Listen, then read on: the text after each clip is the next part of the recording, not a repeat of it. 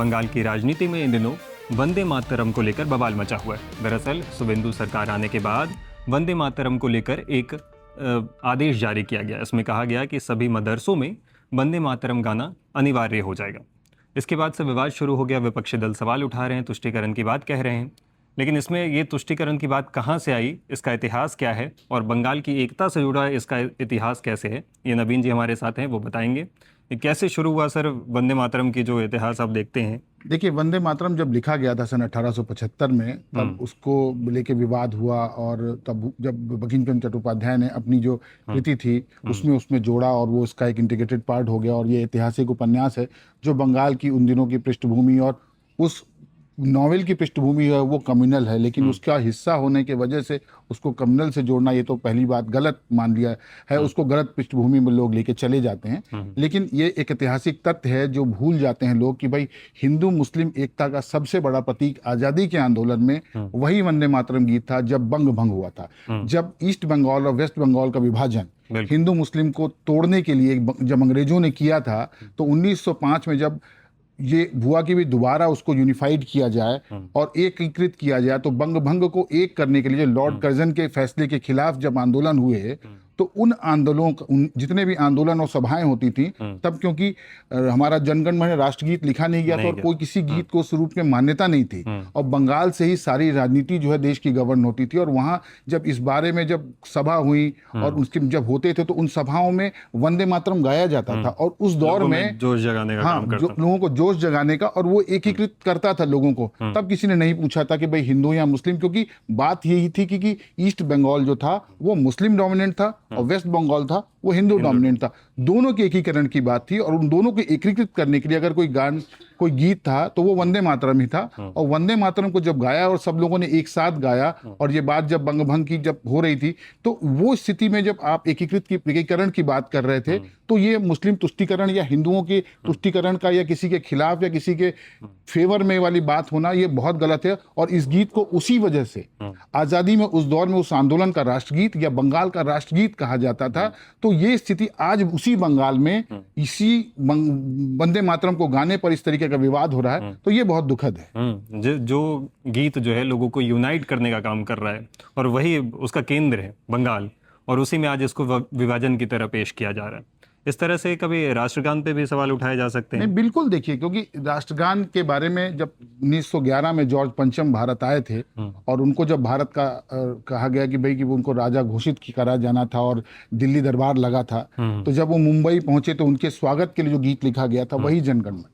लेकिन उसमें आज़ादी की जो हमारी मूल्य थे और उसको संविधान सभा ने और सब कुछ स्वीकार करने के बाद उसको हमने राष्ट्रगान का दर्जा दिया। जो सम्मान, जो प्रोटोकॉल हर समय हर जगह किसी भी राजनयिक कार्यक्रम हो, चाहे हमारे यहाँ कोई भी कार्यक्रम हो, उसके बगैर शुरुआत नहीं होती। कल कोई व्यक्ति ये सवाल उठाने लगे कि भाई कि नहीं, मैं राष्ट्रगान का सम्मान इसलिए नहीं करूंगा क्योंकि वो 1911 में जॉर्ज पंचम के स्वागत के रूप में गीत लिखा गया था। तो वो बात अगर आप वंदे मातरम के लिए कहते हो कि वंदे मातरम की 150वीं वर्षगांठ है और केंद्र सरकार ने उसको उसी तरीके का दर्जा देने की कोशिश की कि भाई ये हमारी आजादी की गरिमा और आजादी के आंदोलन से जुड़ा हुआ मुद्दा और हमारी कहीं ना कहीं उसकी भूमिका है उस गीत की। अगर आप उसको उसका वेटेज दे रहे हैं तो ये पहले तो इसको चुनाव से जोड़ा गया कि भाई बंगाल के इलेक्शंस हैं इस वजह से, लेकिन जब बंगाल के चुनाव हो गए और बंगाल में जहां से वो पैदा हुआ वो गीत और वहीं पर उसको पुनर्रोपित करने की कोशिश की जा रही है, और उस जगह पे अगर इस तरीके के विवाद छिड़े तो क्योंकि वैदिक जो भी नियम कायदे हैं या संवैधानिक जो प्रोटोकॉल हैं या जो भी विधि द्वारा स्थापित जिसकी शपथ लेते हैं सब लोग, तो अगर आज हुमायूं कबीर भी हो जो वो उस पर कह रहे हैं कि मदरसे में आप गाने पे सवाल खड़ा करें कि ये नहीं गाया जाएगा या नहीं गाना चाहिए, वो हमारे धर्म के खिलाफ है, तो भाई कल आप और चीजों के बारे में भी कहेंगे जो विधि द्वारा स्थापित हैं, क्योंकि जो चीजें नियम सम्मत हैं उनका पालन तो करना पड़ेगा। और कहीं ना कहीं कोई चीज तो होगी जो एकता के सूत्र में पिरोती हो, तो कहीं ना कहीं दोनों को कॉमन एजेंडा या कॉमन एक ऐसा राह जो बीच की रास्ता ढूंढना ही पड़ेगा। और इसमें रिजिडिटी से और किसी की जिद से काम नहीं चलना चाहिए, क्योंकि ऐतिहासिक तथ्य ये कहते हैं क्योंकि वो एकीकरण का और एकता का गीत था और एकता का गीत ही उसे बने रहना देना चाहिए। भारतीय प्रतीकों पे इस तरह के सवाल उठाना अलग अलग धर्मों से जोड़कर भारतीयता के लिहाज से ये कितना बुरा है? ये देखिए, भारत के बारे में कहा ही जाता है कि यूनिवर्सिटी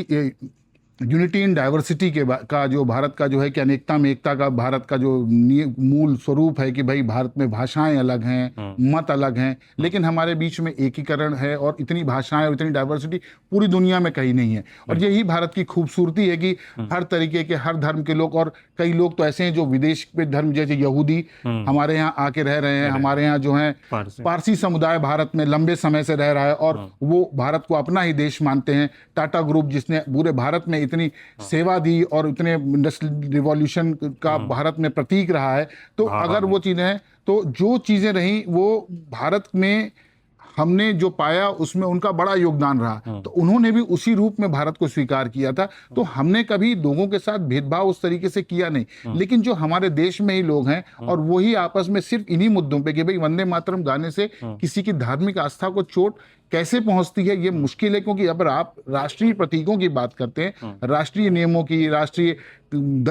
चिन्हों की और इन सब चीजों की जब बात करते हैं, तो उन मामलों में कम से कम जो स्थापित चीजें हैं, क्योंकि जैसे आप सामान्य तौर पे देखें कि जब विवाद हुआ था संविधान में कि भाई प्रस्तावना जो है संविधान का प्रियम्बल भाग है कि नहीं, तो जब सुप्रीम कोर्ट ने जो उसने निर्णय दिया था उसमें यह कहा था कि भाई प्रियम्बल में संविधान जो हमारे आजादी के आंदोलन के विचार हैं, उनकी आत्मा निहित है, इसलिए वो इसका पार्ट है और उसको आप उससे कभी अलग नहीं कर सकते। तो जब ये बात आप आजादी के आंदोलन से जोड़ते हैं और जब आप प्रियम्बल की और संविधान की भी बात करते हैं, तो वही चीज वहां जुड़ती है और वही बात वंदे मातरम के लिए लागू होती है। और आप देखिए कि जब हमारा राष्ट्रीय झंडा आजादी के पहले नहीं बना था, तो एक झंडा आपने कई बार देखा होगा उसमें वंदे मातरम भी लिखा होता था, तो वंदे मातरम राष्ट्रीय झंडे में भी वो चीज शामिल थी। तो अगर आप उस वंदे मातरम के प्रतीकों को और उनको मिटाने के लिए आप इस तरीके की साजिश उस जगह पर रचना चाहते हैं और उसको एक रिफ्ट का, लोगों के बीच में दरार का बनाना चाहते हैं, तो ये बहुत गलत है। और इसका उपयोग आप उन्हीं ऐतिहासिक तथ्यों के आधार पर लोगों को जोड़ने में करिए ना।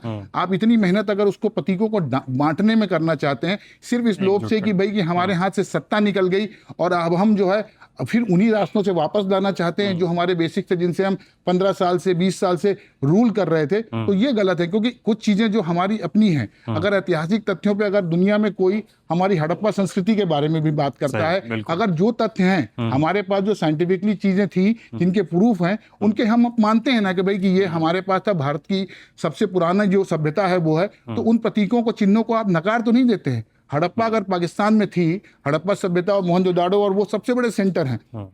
पाकिस्तान भी कहता है कि भाई हम दुनिया की ओल्डेस्ट सिविलाइजेशन है, भारत भी कहता है, लेकिन क्या उन प्रतीकों को हमने नकारा कभी? पाकिस्तान में कई बार कोशिश भी हुई कि उन छेड़छाड़ करके उन चीजों को मिटाया जाए, लेकिन हमने कभी नहीं पढ़ाया कि भाई कि हड़प्पा संस्कृति हमारे यहाँ नहीं थी या हम उन चीजों के बारे में बात न करें। क्योंकि ऐतिहासिक तथ्यों से छेड़छाड़ करना, हम अपनी पूरी मिट्टी से, अपनी जड़ों से जुड़ने और उसकी बात होती है। क्योंकि एक बार एक किसी इंटरव्यू में आशुतोष राणा ने कहा था, एक बुंदेलखंडी में कहावत है कि जो पेड़ अपनी जड़न से जुड़ो रहते वही पेड़ जमाने में खड़ो रहते। तो वही कि जो पेड़ जमीन से जुड़ा हुआ है वो जमाने में खड़ा रहेगा। तो बंगाल को वापस खड़ा होना है तो अपनी जड़ों से जुड़ना होगा, और वही वंदे मातरम जो है वो उसमें एक वो नींव का पत्थर है उस आजादी के आंदोलन का और उसका। तो इसलिए वंदे मातरम को लेकर इस तरीके की बात होना बहुत ही खेदजनक है और ये होना नहीं चाहिए। ये रही जानकारियां, काफ़ी रोचक जानकारियां दी है नवीन जी ने वंदे मातरम को लेकर।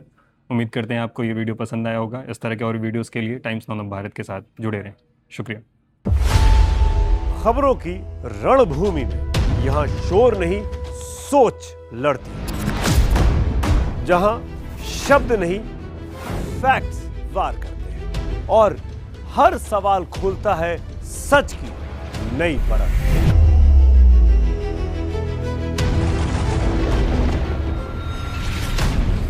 चक्रव्यूह आपके अपने सुमित अवस्थी के साथ सोमवार से शुक्रवार शाम 6:57 पर टाइम्स नाउ नव भारत पर।